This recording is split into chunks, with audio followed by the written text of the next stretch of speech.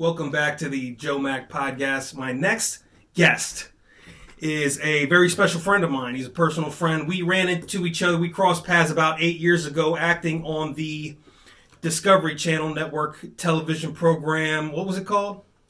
Wicked Attraction. Wicked Attraction. That's right. We both share a similar ancestry background, and he is currently a psychology student at the University of Radford. It's been a while, and I'm very happy to catch up with him. His name is Stasi Alexandrov. Did I get that pronunciation correct? Yes, sir. Perfect. Stasi, it's good to be with you, brother. Thank you for joining me. Thanks for having me. So you're currently in Virginia at the moment. Yes, sir. At the campus of Radford University, and everybody's on lockdown. Is that correct? Yes, sir. Actually, I'm at home right now, in Richmond. Oh, you're in Richmond. Okay.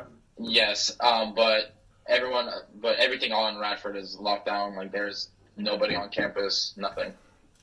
Wow. Okay. Now, we were talking a little bit before we jumped on the call. You were involved, you had an acting career kind of prior to college, is that right? Yes, sir. Which is kind of a little bit different. You started at a very young age. Yeah, I was in sixth grade, yeah. I was about in sixth grade, so. You were in sixth grade? Young. Okay, gotcha. And then currently you're a senior and you're getting ready to graduate, and you told me that you want to go into the field of psychology as a counselor or a therapist. Yes, sir. That's correct. Very good. Can you give us a quick snapshot of what life is like on campus currently? What is a college student in 2020? What does that look like? Well, currently it looks like it's all about the connections you make, really. In your classes, outside of classes, the friends you make, it really helps you like propel forwards. And like, let's say you need some help here and there on an assignment, you have someone to turn to, or like you forgot to do something, you have someone to turn to. Like you have that like support system. That's one of like the main ways I feel like that many people get through college now, and it's just using the resources that they have, like the library, the internet. Obviously, the internet is number one, but that's just really how it is. It's all about being in a group now. I see. So if I understand you correctly, you're saying that technology can never really necessarily take place of that group setting that can help propel you forward. And am I correct in that? Yes, to an extent, of course. I mean, the technology is there, but when it's almost like having two brains is better than one. Having two people or maybe even three people just like looking, maybe they see something that you don't see, and like that's just, I feel like that's the best way I've had my great results to this day. I see. Now, is it worth the money that college is charging for that group setting? I really feel like the way that college charges, like how room and board and everything, I feel like it should be a direct reflection of what you could potentially be making after you've graduated, depending on your major. I see. Yes, sir. So, yeah, obviously some majors excel in the business world and they make a lot of money, and then others aren't as successful, almost, I guess, and they make a little bit less. I mean, I guess it wouldn't be down to a success rate. It would just be more like just how it pays. And, like I feel like the tuition should reflect directly on what you could be making in the future. Gotcha. And have you always wanted to be in the field of psychology? No, not always. I was actually, for a very long time, I was going to be a business major, and I wouldn't say quickly, that actually took me a little longer than it should have, to figure out that business just was not my calling, I guess you could call it. So. Now, how did you decide that psychology was the route that you wanted to go? I'd always felt myself as more of like interested in like the humanities and whatnot, because I wanted to be a chiropractor at one point, and then I looked at how, like, I had to go to a school outside the state and all this other stuff, so, like, they kind of ruined the whole idea for me. But being able to be a psychologist, I got the inspiration from a therapist I used to see over last summer, and he really made me open my eyes to what I really wanted to do and, like, what I'm actually passionate about. And he really helped me figure out, like, what I wanted to do and, like, what I wanted to do for the rest of my life. And that was just to help people, like, help them find somebody to talk to. Like, I've always considered myself as someone you can talk to pretty easily. Wow, very good. So that therapist or that counselor really kind of helped you kind of figure that out as far as the direction that you want to go. Now, once college is over, where are you going from there? Well, once my undergrad is over, I'm thinking about going into graduate school and getting my master's and my PhD in psychology and counseling. Wow. Therapy, whatever you want to consider it at that point. Yeah, that's what I want to do. I want to be able to, like I said earlier, open my own practice and have people work for me as well. Wow, very good. That sounds fantastic. I mean, I know personally, I've had therapists and counselors have helped me at certain points in my life. What about that aspect? What about that helped you out? And what would you say to somebody who's looking for some help or some assistance or maybe some guidance, but they don't have the confidence to kind of take a step in that direction? Maybe they're kind of hesitant about that. Well, all it really is that, like, you have to find that one person that is unbiased, really. Like, they have, and, like, that's the way I found my therapist. It was just he didn't have any ties to any of, like, the issues I was going through at that time, and he just sat there and listen, excuse me. Like, it does take a lot to open up to, like, someone you don't know at all, but you also have to understand that, like, this is their job. Like, it's almost like going to the doctor, like, and getting a checkup. You just have to be, like, almost relaxed, but I know it's a whole lot easier said than done. It's just you have to be willing to be open. You can't be closed-minded going into something like that, looking for help, and you can't always expect to hear what you want. I feel like that's a big thing for a lot of people is they want to hear something, and when they don't hear it, they get even more upset, which is kind of counterproductive. Wow, gotcha. Wow. So yeah, I mean, I kind of agree. It's kind of about the connection with the person. I mean, you have to believe. I had to be a believer that the person was there for me, right? And I had to. Yes, I had to believe that myself. I had to kind of check that myself. And once I believed it myself, then it was easy for me to open up and share with that person. And that's what really helped me work through some issues. Yes, sir. So prior to college, you were a actor from the age. What age did you start acting? I was in 6th grade, I do believe. So I was probably around, like, 11, 12. Something along those lines. Like, I was a kid. There's a lot of child actors in the industry that I'm in, and you know, I can only imagine what that would be like starting at that age. What was it like for you? I mean, what was your biggest takeaways from your acting experience during those years? Well, my biggest takeaway was so my mother helped me with all of it because she was an actress over in Bulgaria, and she was great and whatnot. So, of course, she took it upon herself to guide me down the old family path. And I'm glad you brought that up. Hello, Tanya. I'm glad you brought that up. And she kind of she was on me every day. Like, it was persistence. It was going over it and over, repeating everything over and over. It was time consuming. Like, it was probably one of the most time consuming things I've ever done. It was almost like a job.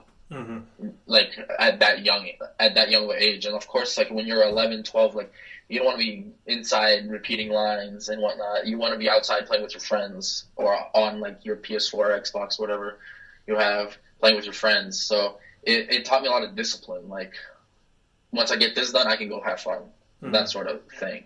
But like I had to get it done right because I'll never forget. I spent sometimes 5-6 hours just repeating the same thing over and over and over. Whew. But yeah. Wow.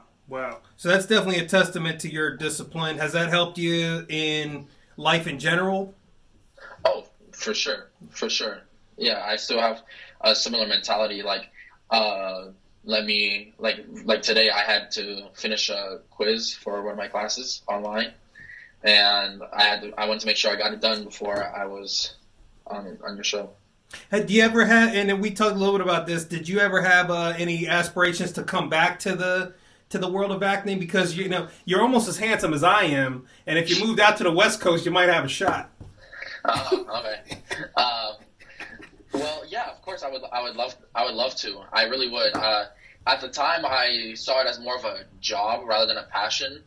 Of course, because I was young. But like now, like when I look back on it, like it was a good time. Like it wasn't as awful as at the time I thought it was. Obviously, being a kid, everything is awful except playing with your friends. So, but yeah, like I definitely go back into it. I feel like I could do it.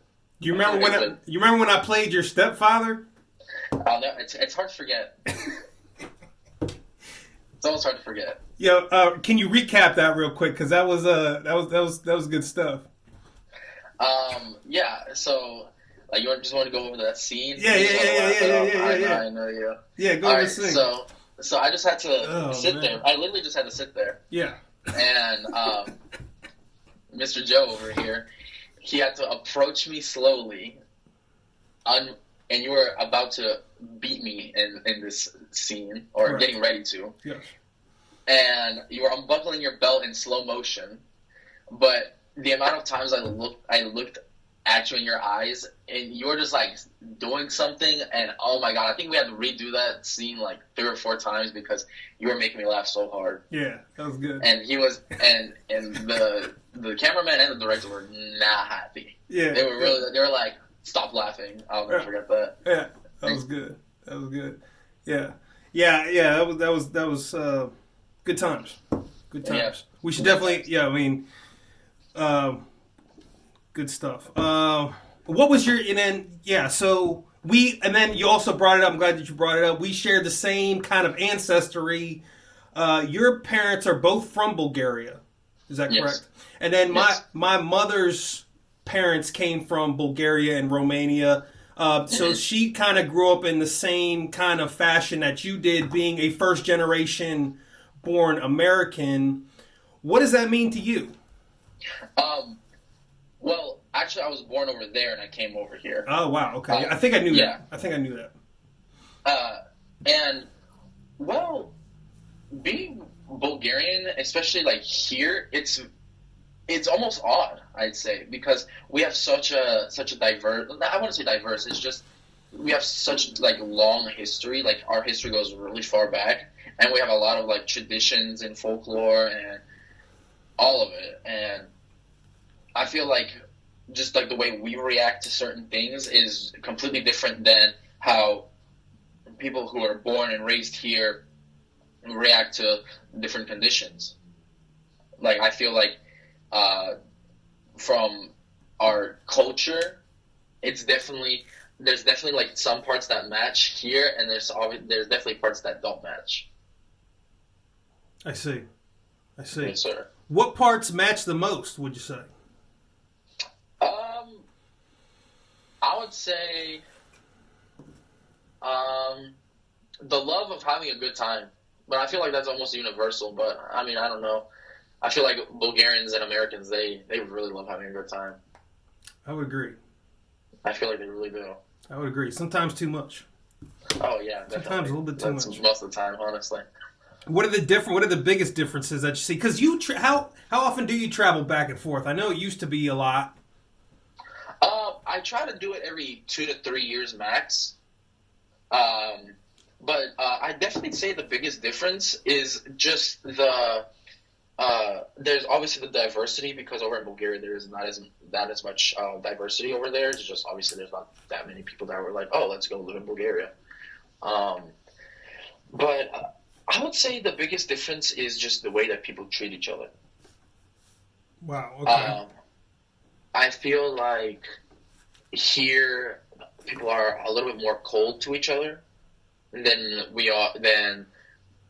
not like native born Bulgarians are to each other. Like if you live there, and like if you bring it over here, obviously, I feel like, I feel like Bulgarians are just more warm and like more welcoming.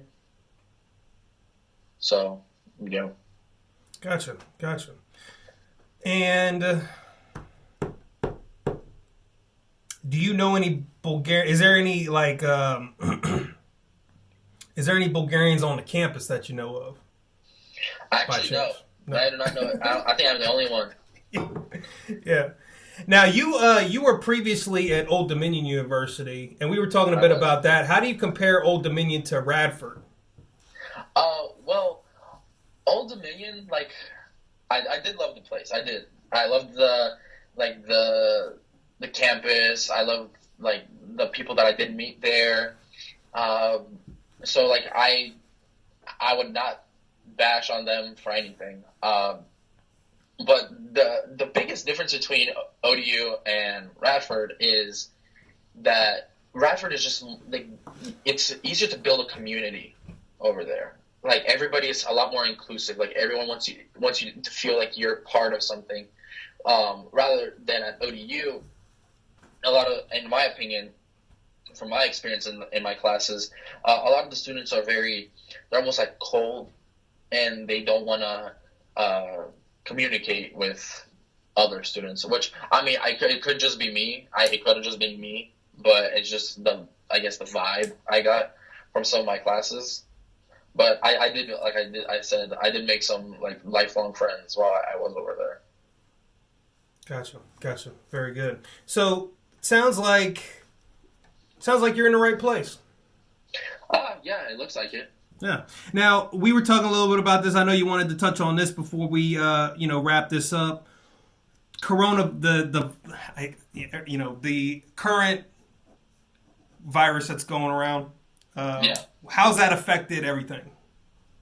Well, at least here in Virginia, I'm sure that most of the Virginians know that we are on lockdown.